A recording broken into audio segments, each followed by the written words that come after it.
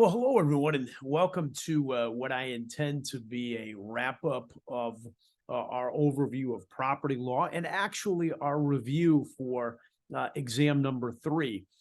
Thank you for joining me. I hope this will be helpful in getting you set to have a successful exam number 3 and a good conclusion to your semester. A couple of housekeeping items. I know that many of you are working on the writing assignments. Don't make the writing assignments more than what I intend them to be. And I know that everyone likes, I suppose, a rubric and likes guidelines. That's really not what I intend with these writing projects. My thought, my objective, my hope is kind of twofold. One, to try to provide easier points for you to attain, particularly those of you that don't do as well on the objective questions on the exam. There's a lot of you that's not where you excel, and that perhaps causes a little bit of frustration for you. But you excel in explaining and going into some detail and analysis. And so the writing component, I hope, gives you the opportunity to pick up some points where those points are perhaps needed to get you to the grade that you're hoping to achieve in the course. And so what I'm really interested in on each of these writing assignments is your thoughts. I give you the questions, I give you the prompts, and I want you to give it your thought. And that's the second objective, to really kind of kickstart you in the direction of thinking about in analyzing the law and recognizing how really uncomplicated it can and should be. So for the second assignment, I gave you what I find to be a case in some ways interesting because it comes from the state of Michigan. And then, of course, with writing assignments number 3 and 4, both of them do really at the end of the semester to give you enough time. I'm asking you to give me your thoughts on the Buffalo Creek disaster. Very easy for you to find that book online. And I give you some prompts of what I'm looking for you on the Buffalo Creek disaster. And then what I think is important, and that is for you to think about the law and ways upon which it can be improved.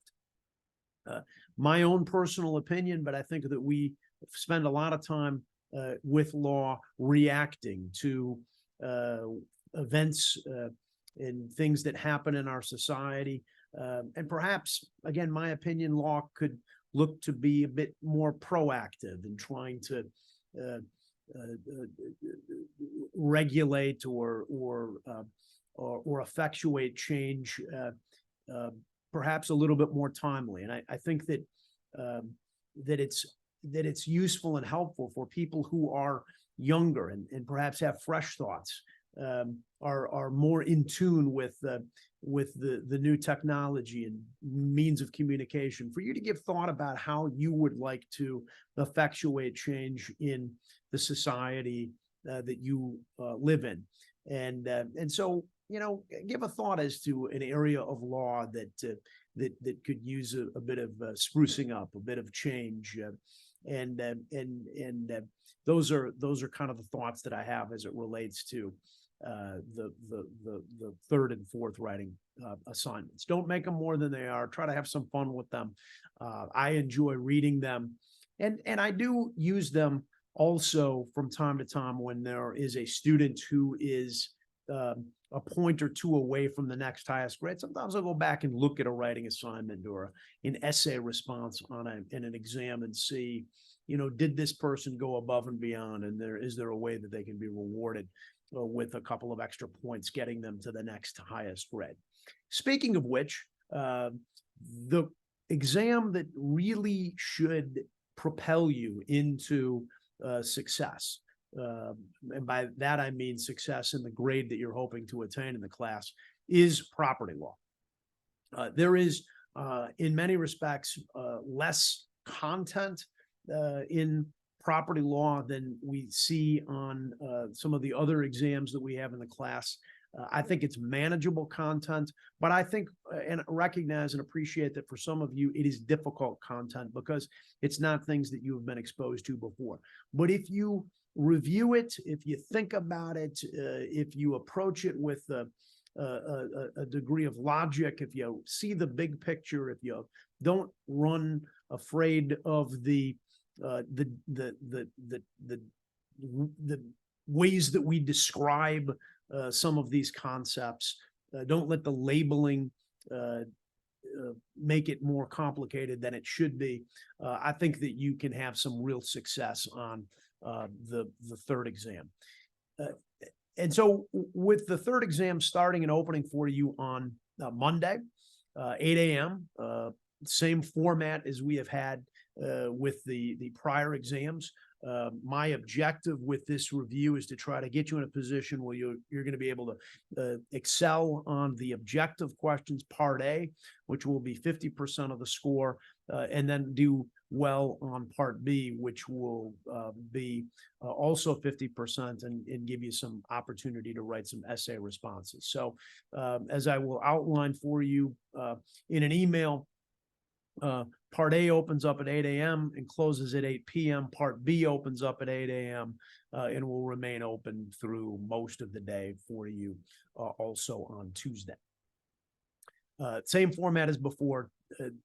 If you're an RCPD recipient of some additional time, that will be accounted for. And again, same rules as applied before. If you're ill, if you have a difficulty with the computer, if something comes up in your life that you need to contact me, please don't hesitate to reach out, and we'll make the necessary accommodations. I am well aware that there are still some of you that have to take exams 1 and 2. We'll get to that.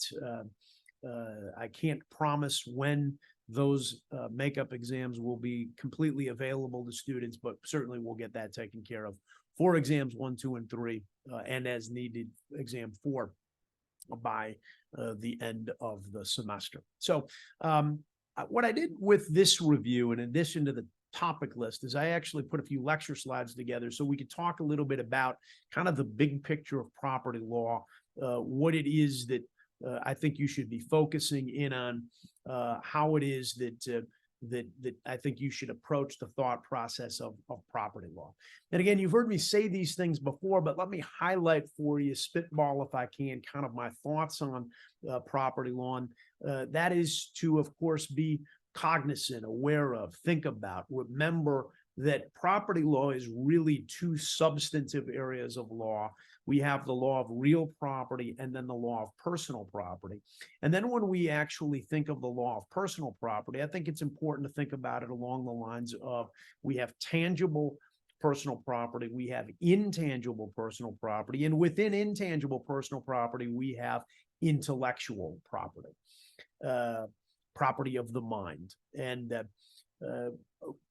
while we will get to it, and I guess in no particular order, but for those of you that are hoping to efficiently prepare for the exam, I can tell you how you can do well on intellectual property, and that is be able to distinguish the patent from the copyright, from the trademark to the trade secret.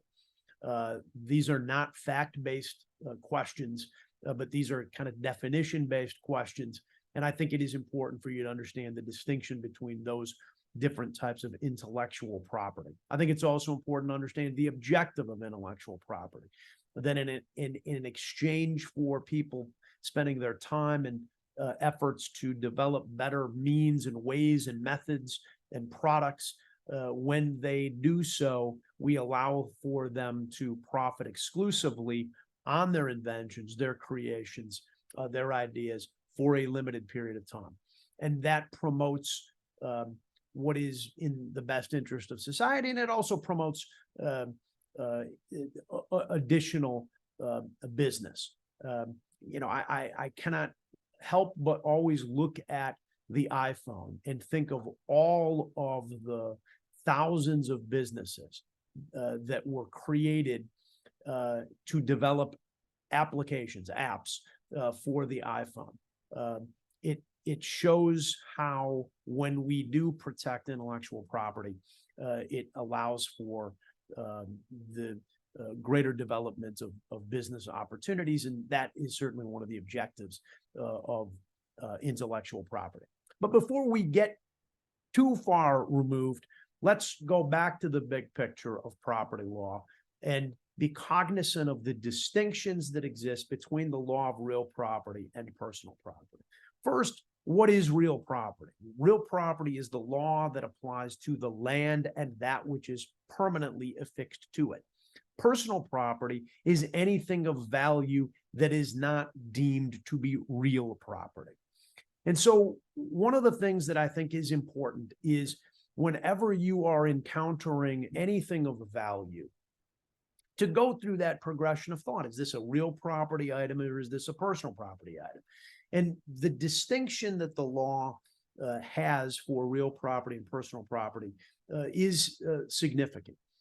We treat real property differently by way of the manner upon which we transfer real property from one owner to another, the degree to which the government plays a role in tracking the ownership of real property, how we tax property is different, real property as opposed to personal property, how we treat property for purposes of bankruptcy, inheritance, the manner upon which we view real property and apply the law to real property as opposed to personal property is something worth always recognizing.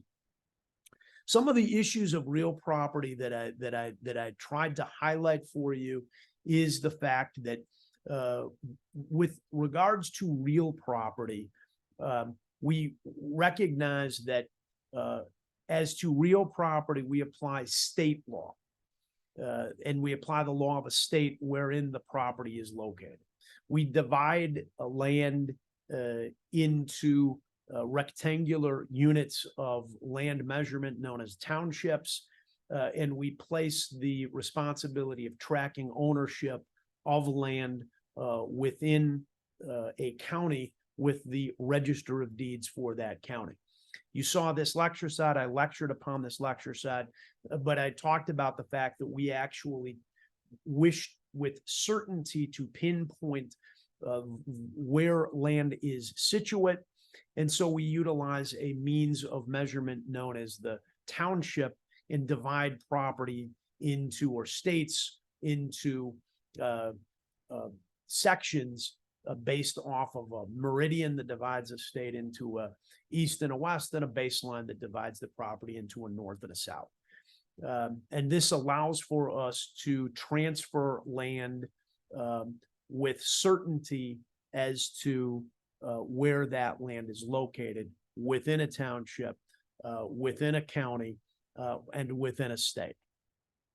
And one of the mechanisms of tracking the ownership of property is the fact that we vest the government authority in tracking the ownership of land with a Register of Deeds office. Certainly, it is important to understand that when one has an interest in land, and that interest in land is an asset, it cannot be taken from you without due process of law. But when one holds an interest in land, that interest in land is called an estate in land. And there are 5 estates in land. We talked about the estates in land. I've got lecture slides for you on the estates in land. But the estates in land are the fee simple estate, which is absolute ownership of land without any condition on the use of how that land or any condition placed on how the land can be used, other than the legal limitations on the ownership of land. And that's the most common type of land ownership that we have, ownership in fee. And in the American system, that ownership of property is in perpetuity. It doesn't revert back to government like we have in certain Eastern countries. We then have the conditional estate. A conditional estate is ownership of land, but subject to some limit on how the land can be used, that limitation placed on the land by a prior landowner. Those conditions in most states last for 40 years, but they can be renewed. The life estate is the interest in land that one holds where they don't own the land, or perhaps they don't own the land any longer, but they have the right to possess the land for the duration of their lifetime. The leasehold estate is the right to use land for a limited period of time, the duration of the lease agreement, the lease contract. And then the easement is the non-possessory estate in land, where again, one doesn't own the easement, but they have the right to use the easement. They have the right to use the property of another person for typically ingress and egress, the ability to go across one's land to get to a road, the ability to go across one's property to get to water. Easements remain with land even over and above when the landowners move away. So if I grant you an easement over my property and I move away, the easement remains. You thereafter move away, the easement remains. The easement runs with the land. The fee simple estate and the conditional estate are ownership interests in property. The life estate, leasehold estate, and easement are non-ownership, but nevertheless interests in property, estates in land, as we refer to them. Possession, as you may recall, is the ability to use property, but not, rather, the ability to use property and exclude others from the use of the property. Got ahead of myself a bit. The ability to use property and exclude others from the use of the property denotes that you possess the property. Which of the five estates in property is a non-possessory estate? It's the easement, because the easement allows you to use property, but not exclusively. Others are able to use the property as well. So once we understand what interests in property exists, we then look at other issues. One of the issues is, how do we go about transferring interests in land? One of the issues is, how do we go about holding interests in land? Can we hold interest in land jointly with others? And what about limitations on the usage of land, zoning in particular? Well, let's first talk about how one creates an estate in land. An estate in land is always created in document form. All right, it doesn't matter what of these five estates exist, there's always a document that is in existence to create an interest or an estate in land. This is what we refer to as color of title. Where is the document that exists that establishes the estate and land? And when we go about transferring our estates and land, particularly ownership of land, this is done either voluntarily or involuntarily. If it's a voluntary transfer of land, it's typically done by a deed or a land contract or a court order, particularly say when someone gets divorced or they die. Or there can be involuntary transfer of land through adverse possession or the government exercising its power of eminent domain. The most common transfer of ownership of land occurs by deed. I own property, you wish to buy the property. I transfer the ownership of property by signing a deed describing the land and delivering that deed to you. The likelihood is that you're going to pay me for the transfer of land, and the likelihood also is that you're going to go borrow money to pay me. And when you borrow money, the financial institution that lends you that money is going to require you to sign a promissory note agreeing to repay the money, and they're going to also require you to sign a mortgage. And that mortgage is the lien that allows for the financial institution to actually take the property from you without suing you through a process known as a foreclosure. This is a process that is not done typically through a court, but allows for the lien holder, the financial institution, to take the property without jumping through all of the hoops of actually filing a lawsuit.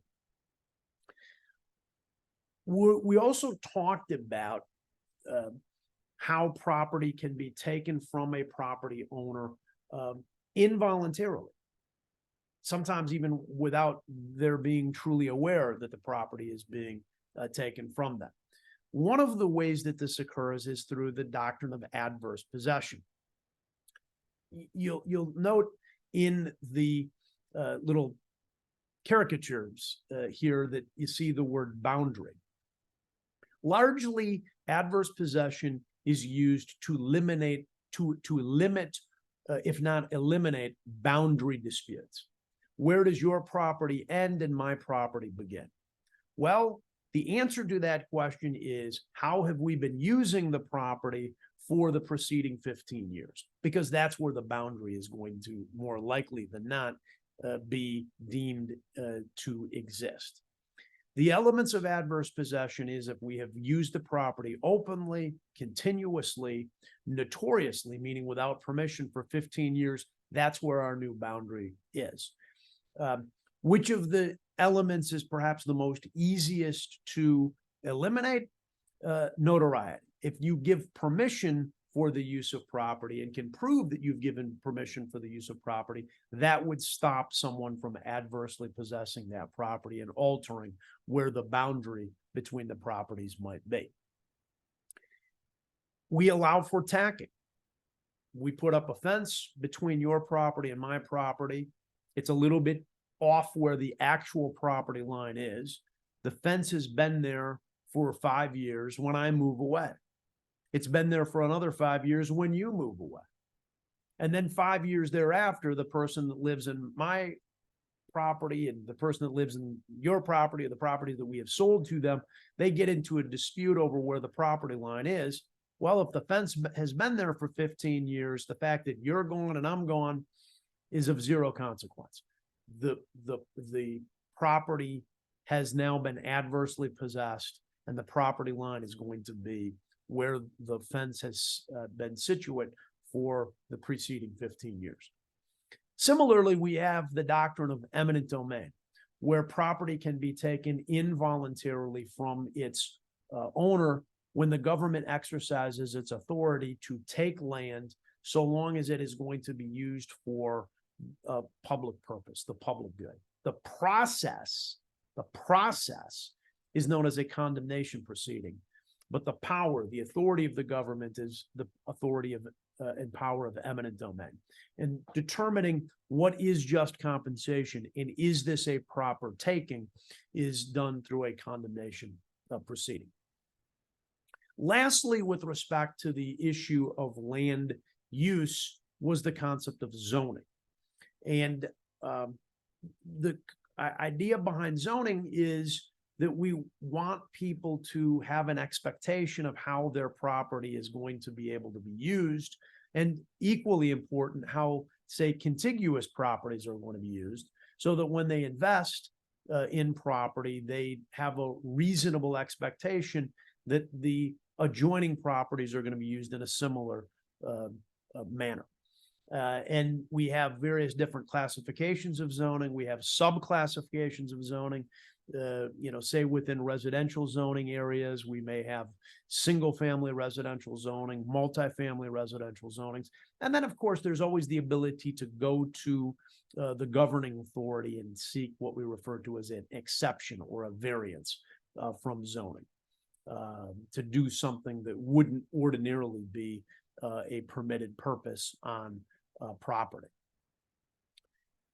An issue within all property law is what happens when you own property jointly with another. And the three legal issues that occur are what happens when one of the joint owners dies, or what happens when there is a lawsuit and potential liability involving the property, or what happens if the property owners just don't want to own the property jointly with one another moving forward.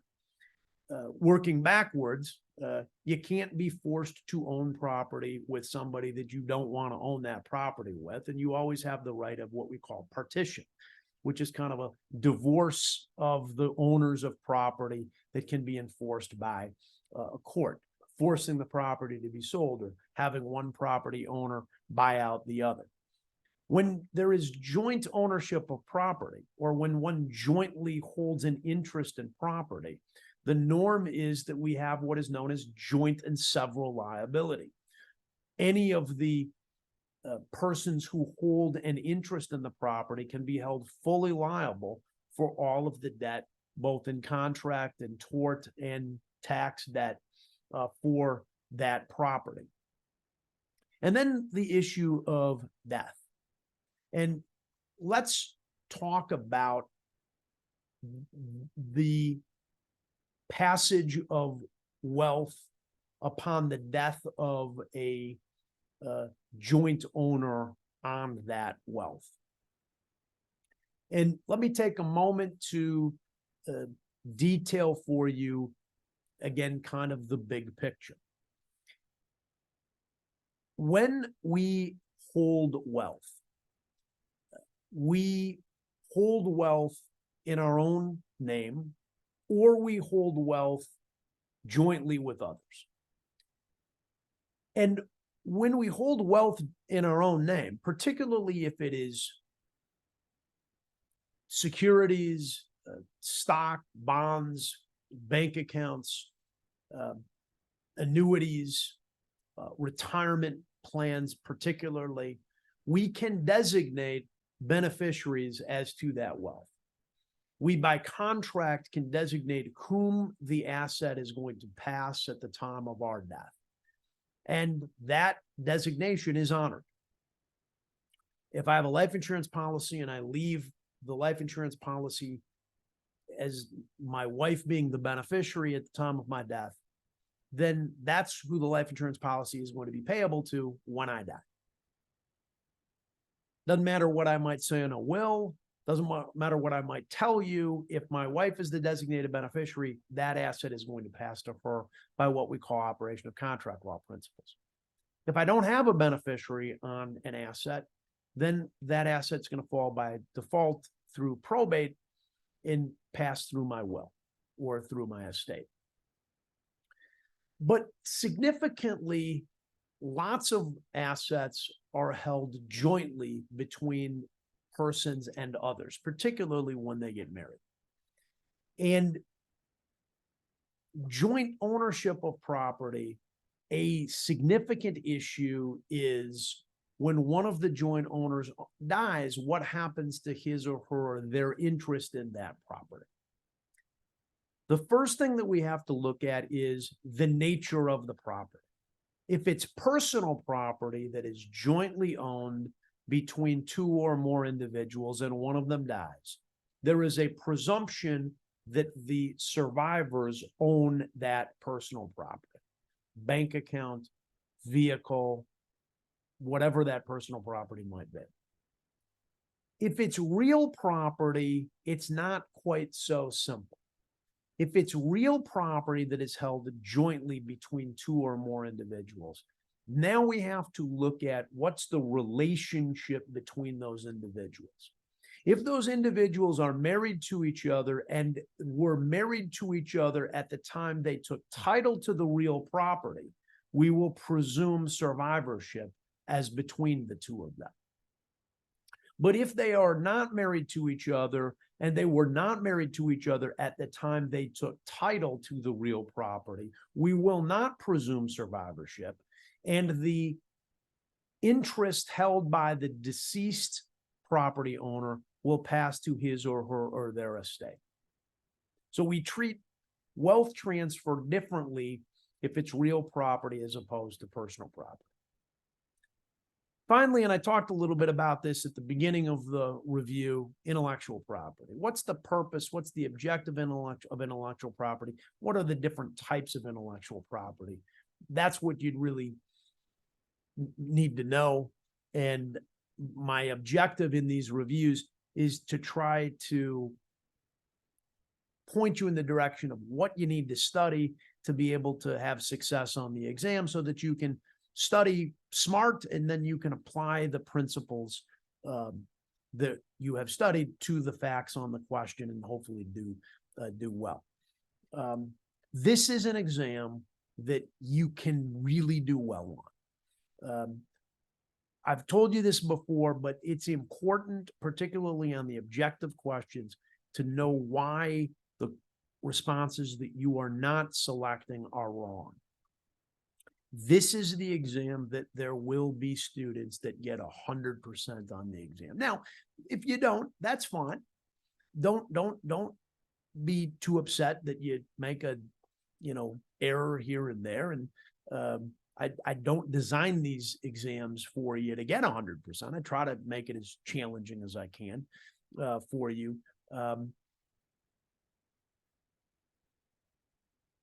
Get a good night's sleep. Give it your best shot. I'm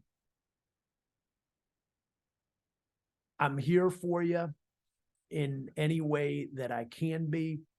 I have run into some of you in the business complex who have said hello. Ran into someone last Sunday at McDonald's who said hello. Hey, you're my thaw instructor. Love when that happens. And certainly enjoy very much seeing you when you pop in on lecture, or rather on office hours as well.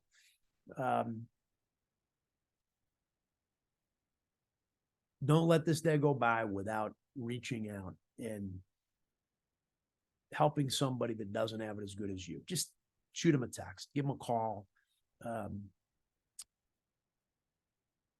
Still a lot of people struggling out there, and that includes some of you perhaps. And I understand it. I was in your shoes on this campus. It is important to look out after one another. And in doing so, we end up looking after ourselves too. Anything I can do, don't hesitate to ask. Have a great weekend. And good luck on the exam. As always, go green. Thanks, everybody.